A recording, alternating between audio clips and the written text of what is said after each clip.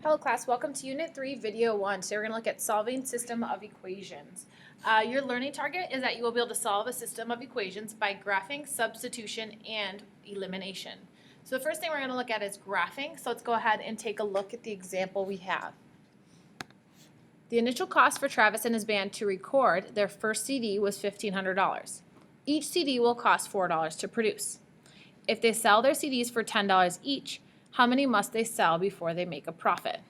Okay, so let's just, in order to figure this out, let's write what's the equation for the cost of CDs. Okay, well, it cost $1,500 originally to record it, and then it's $4 to produce, to make the CDs. Okay, so my costs are the $1,500 and the $4 each. Okay, the word each is usually a keyword that it's your slope in your y equals mx plus b equation. So y equals, this is for my cost, $4 each, so 4 times x, where x is equal to the number of CDs.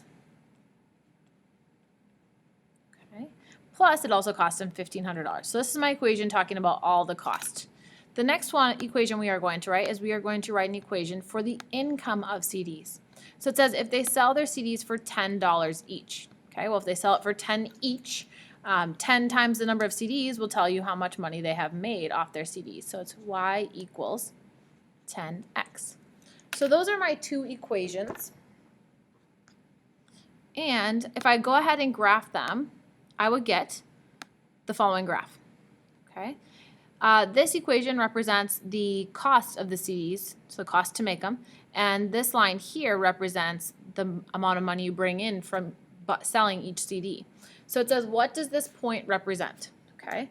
Well, this point is what we call the break-even point. Okay.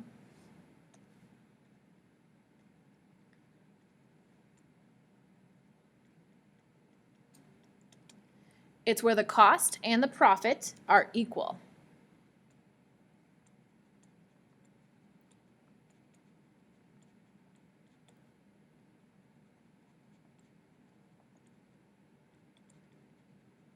Are equal. So at this point, it tells you when they're not making money, but they're not losing money. So if they sell more than 250 CDs, they're going to make money. So they must sell at least 250 CDs to make money.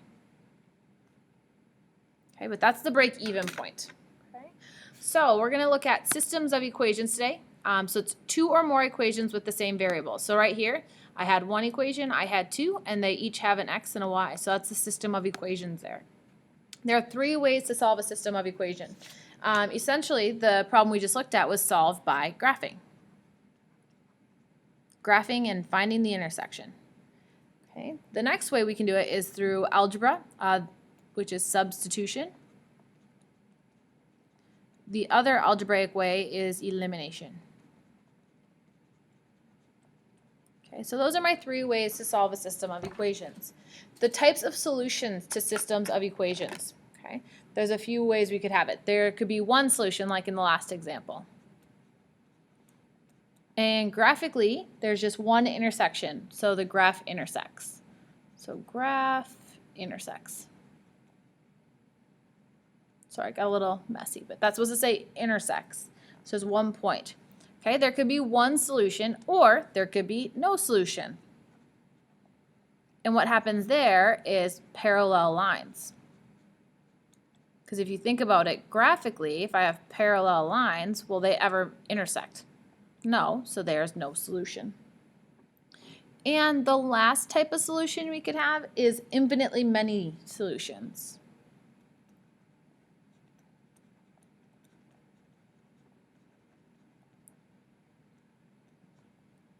And what happens there is you would have the same line. So I would graph one line and then the other one would be right on top of each other. So it's the same line. So I have three options. One solution, no solution, or infinitely many solutions. Here's some examples. Okay, one solution right here. Okay, graph intersects once. My solution is right here. This one. It's a consistent and dependent, okay? So I have a line, and essentially what they're saying is there's another line right on top of it. Okay, and if that happens, there's infinitely many solutions. And the last one is inconsistent. There are parallel lines, no solution, because they will never intersect. So the biggest thing to remember is the way you get your solutions are where the lines intersect. Here they intersect once, here they're intersecting everywhere, here they will never intersect. So those are the types of solutions that I can have. All right, so solve the system of equations by graphing. Two ways to graph. You could use the intercepts, one in standard form, or you can go ahead and use slope-intercept form. I prefer to put it in slope-intercept form. Okay, but I'll do both for this one. So if I wanted to find my intercepts, to find my x-intercept, remember you let y equal 0. So if y is 0, I would have 2x equals 5, so x equals 2.5. So this gives me the ordered pair 2.50. My y-intercept for this line, remember the y-intercept's when x equals 0, so I plug in 0. So if I plug 0 in here, this is gone, so y equals 5. So I have the ordered pair 0, 5. Okay, so if you want to do it that way, that's fine. We would have 2.5 and 5. Okay, and you would connect your lines. The other way that I prefer to do it is just to find the y, or slope-intercept form, so I would have to subtract 2x. So y equals negative 2x plus 5. So I would plot my y-intercept of 5, and then my slope is really negative 2 over 1. So down 2 over 1, down 2 over 1, down 2 over 1. And I would recommend with this system to make sure you put as many little points on there. So follow your slope throughout the whole graph. Okay, so I'm going to try my best to graph it on here. I would recommend using a straight edge.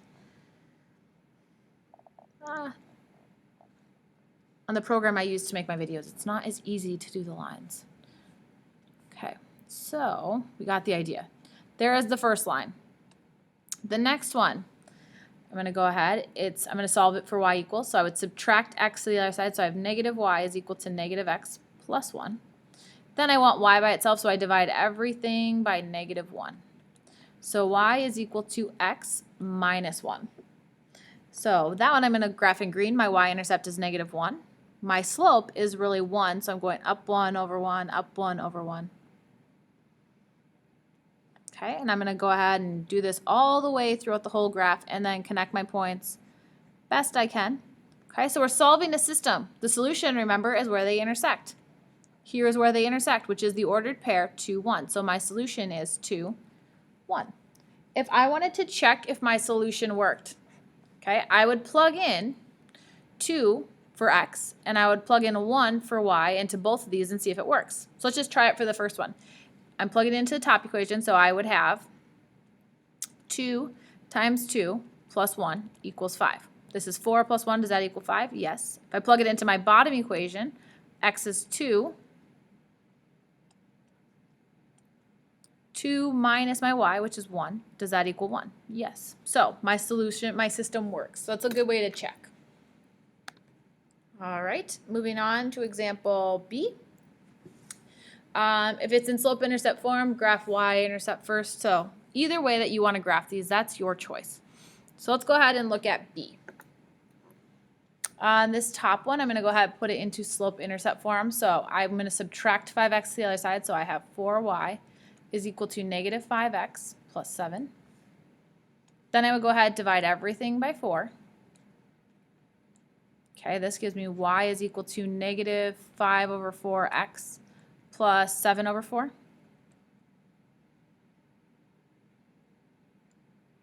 Okay, so I'm going to do my best to plot that one. 7 over 4 is really 1.75. So plot that on here. And I'm going down 5, down 5 over 4. So be very careful. 1, 2, 3, 4, 5. That's down 5 to the right 4. Then I'm going to go, or up 5 to the left 4. 1, 2, 3, 4, 5. Yeah, that one's not going to fit on there. So just doing our best to draw this line.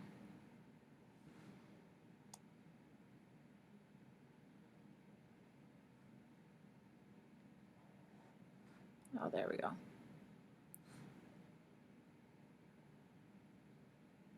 Okay, there's my line. Then let's go ahead and move on and graph the next one. this one has a y-intercept of 4. So 1, 2, 3, 4. And my slope is negative 4 over 5. Sorry, negative 5 over 4. And I notice, what's true about my slopes? When the slopes are the same, I have what kind of lines? I have parallel lines. And what's true about my solution when I have parallel lines? There is a no solution. But let's finish graphing it. So this one I have a slope of negative 5 over 4, so I'm going to go down 5 and over 4. And we'll see that we will have, once again, there's my other lines. So if I will see that they are parallel. And since they are parallel, they will never touch, which means my final answer is that there is a no solution. Sorry for the interruption, but seniors have just been released from the auxiliary gym. They should be back in class in T-minus 2 minutes. Or moving on to example 2. We're going to switch gears away from graphing and we're going to move to a different method of solving. We're going to move to substitution. Okay, so there are 4 steps to substitution. So let's go ahead and look that over. Okay, the first one is to get one of the variables by itself in the equation. So I look at this one and I would say, well, is one of the variables by itself? Y equals? Yes, it is. So I have went ahead and taken care of step 1. Step 2, substitute this new equation into the other equation in the place of that variable. So what they're saying is we're doing substitution. It's like if I have a substitute, somebody comes in and takes my place. Y is equal to this. Well, they're saying this is y, so I'm going to take all this and plug it in for y here. Okay, so let's go ahead and do that. So I'm going to rewrite this. So it's x plus 2. Now y is this, so times 1/2 x minus 18 equals 18. Just plugged it into that equation. So that's done. Then step 3, solve for the remaining variable. So I'm going to leave step 3 right over here. Okay, so we're going to solve for the remaining variable, which means solve for x in this case. So in order to solve for x, I would distribute my 2. Okay, so I have x plus 2 times 1/2 is 2 over 2, which is 1, so I have x, minus 2 times 18, which gives me negative 36, equals 18. And now if I continue solving, x plus x is 2x minus 36 equals 18. I will go ahead and add 36 to the other side. Get 2x is equal to 54. Then I would divide both sides by 2, and I would get that x is equal to 27. Okay, that's step 3. Step 4. Plug this new value into either one of the 2 original equations and solve for the remainder. So, for the remaining variable, I'm going to plug it into this one because it's already y equals. So, it doesn't matter which one, but I'm going to go ahead and substitute. So, I would have y is equal to 1/2 times x, which we now know is 27, minus 18. Okay, 1/2 times 27 is 13.5 minus 18, which gives me negative 4.5. So my solution, which should always be written as an ordered pair, is, so ordered pairs, remember, are x, y, 27, negative 4.5. So this one intersects. That is my solution to example 2. Okay. Let's go ahead and look at the next example, example 3. Matthew stopped for gasoline twice on a long car trip. The price of gasoline at the first station where he stopped was $2.56 per gallon. At the second station, the price was $2.65 per gallon. Matthew bought a total of 36.1 gallons of gasoline and spent $94. How many gallons of gasoline did Matthew buy at the first station? Okay, here's what I have to say to you. What are we talking about? We're talking about gasoline, and we're talking about gallons of gasoline. So they're saying how many gallons of gasoline did he buy? Okay, so we have gallons of gasoline, and then there's 2 stations, at the first station and at the second station. So I'm going to let x equal number of gallons at the first station, and y will equal the number of gallons at the second station. All right, now you guys are gonna not, I mean, you're gonna be writing a lot of word, you're gonna have to write a lot of equations from word problems. I want you to feel comfortable doing it. So what I would recommend is just piecing things together. So the first thing I would piece together is I see a money and a money situation and money, okay? Well, this is how much he spent at the first station. So it's $2.56 per gallon. We don't know how many, so X at the first station. Plus, then he spent more at the second station, so it's $2.65 at the second station. And he spent a total of 94. Okay, so this is what I would call my money equation. I put all my value that talks about money into an equation, and it makes sense together. Then I would say, what's the next other piece of information that I haven't used yet? Well, 36.1 gallons. That's how many total were spent. Well, if I take the gallons at the first station plus the number of gallons at the second station, it should equal how many gallons total I bought. So X plus Y is equal to 36.1. So I could easily use substitution or elimination, which is our third way of solving on this problem. Okay. I would see that I have an X by itself and a Y by itself, so it would be easy to use substitution, but this case we're going to do elimination. In elimination, your goal is to change one of the variables so that they will cancel if I add the two equations together. Okay. So for instance, right now my X is $2.56. X. This one is just 1x. So I would multiply this entire equation by $2.56. But not only that, when I add them, I want them to cancel. Well, this is positive and positive. They won't cancel, so I have to multiply it by a negative. Okay, so first thing I'm going to do is rewrite the top equation that we have right now. 2.56x plus 2.65y equals 94. Now if I look at this one, I'm going to multiply everything by a negative 2.56. So this gives me negative 2.56x minus 2.56y equals, okay, negative 2.56 times 36.1 gives you negative 92.416. If I add the equations together, these will cancel. Adding these two together, 2.65y minus 2.56y gives me 0.09y equals 94 minus 92.416 is 1.584. The last step now I need to do to finish solving this one, divide by 0.09.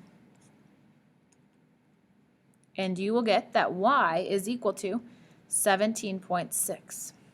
Okay, so at the second station, he spent 17.6 gallons, or bought 17.6. We don't want to know about the second. We want to know about the first station. So I want to figure out what X is. So here, I'm going to plug in what Y is to this equation. The reason I'm picking the one in red is because it's less work. You know, here I'd have to multiply by the 2.65 when I plug it in.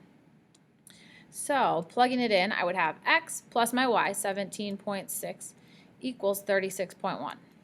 I would subtract 17.6 from both sides, and I get that X is equal to 18.5. So at the first station, he bought 18.5 gallons of gasoline. Okay, if you have any questions on that word problem, please let me know. Otherwise, we're going to move on to some just system solving by elimination. All right, let's go ahead and look at example 4. It says solve the system of equations using an elimination.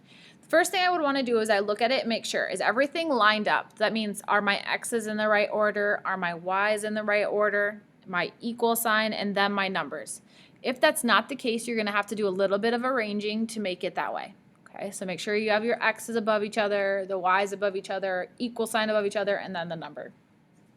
Then if I'm going to do elimination, the next thing I would ask myself is, who is the easiest to eliminate? Well, right now, my x's, I have a 4 and a 2. Those aren't easy. But if I look at my y's, I have 2 and negative 2.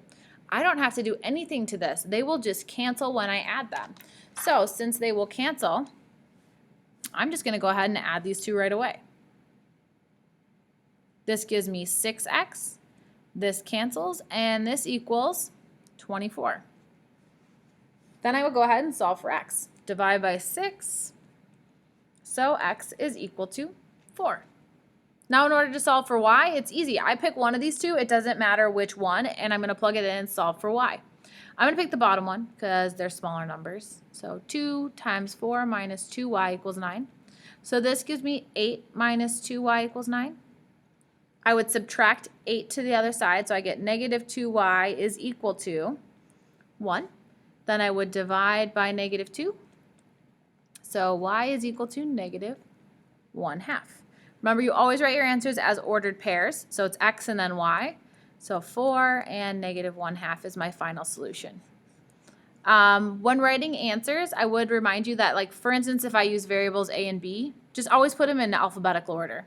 If you use c and d, it'd be your c value, then your d value first. Okay. Sorry, c value first and followed by your d value. All right, let's go ahead and do another problem using elimination. B. All right, this one doesn't look as easy, and the reason I say that is because I don't have any numbers that automatically will cancel. But I do notice my x's are lined up, my y's are lined up, my equal sign, and my numbers. Okay, so now in this case, I would have to choose who do I want to eliminate. You can eliminate either x or y, whatever one you feel fit. I would notice that to get the 2's and 3's to be the same number, I'd have to multiply both equations because the number I'd want to get them to is 6. So I would try and only have to multiply one equation. If I look at the y's, I could get this one to a 4 if I multiply it by 4. So I'm going to multiply by 4. The other thing I would notice is this one's negative and this one's negative. So I really need to multiply by negative 4. Okay, so rewriting the top equation, I have 2x minus 4y is equal to negative 26. Then I would multiply everything in the bottom equation by negative 4. So I have negative 12x plus 4y is equal to negative 24 times negative 4. It's going to be a positive 96. Now I go ahead and I add the two. 2x minus 12x is negative 10x. These will cancel. And negative 26 plus 96 is 70. I would divide both sides by negative 10. So I get x is equal to negative 7. Now to solve for y, I can pick either of my original equations. It doesn't matter which one. I'm going to do the bottom one because I won't have to do, there's nothing with my y for multiplying. So I would have 3 times negative 7 minus y is equal to negative 24. This gives me negative 21 minus y is equal to negative 24. If I add 21 to the other side, I have negative y is equal to negative 3, and then I would divide by negative 1, so y is equal to 3. My answer is negative 7, 3. Once again, if you wanted to check what answers you got to make sure they were right, you would just take negative 7, plug it in for x, and 3 for y, and make sure when you add them all together you get negative 26, and you would do the same thing for the bottom equation. All right, one more example here. In order to practice at home, Sammy purchased a basketball and volleyball that cost a total of $67, not including tax. The price of the basketball is, okay, here is my key word. Remember, basketball is, so is means equal, is $4 more than twice the cost of the volleyball. Okay, I'm going to use B for basketball, V for volleyball. So right away I know my basketball is $4 more than twice the cost of the volleyball. So I really have 2 times the cost of the volleyball plus $4. Okay. Now I need one more equation. They tell me, I haven't used it yet, they both cost $67. Well, B is really my cost of the basketball, V is the cost of the volleyball, so the cost of both of them equals $67. Now, if I don't specify that you have to use substitution or you have to use elimination, it's totally up to you which one you want to use. Here it doesn't say, but I would notice it says B equals, so I would recommend using substitution. Taking all of this and plugging it in for B. So, once I do that, I'll have 2V plus 4 plus V equals 67. Combining my like terms, I have 3V plus 4 equals 67. Subtract 4, I would have 63. Divide by 3, and I will get the cost of my volleyball was $21. Okay. I want to figure out the cost of my basketball, so I'm taking this and plugging it into here. My basketball is equal to 2 times 21 plus 4. Well, 2 times 21 is 42 plus 4, so that gives me $46. So to answer my question, the cost of the volleyball was $21. Cost of my basketball was $46.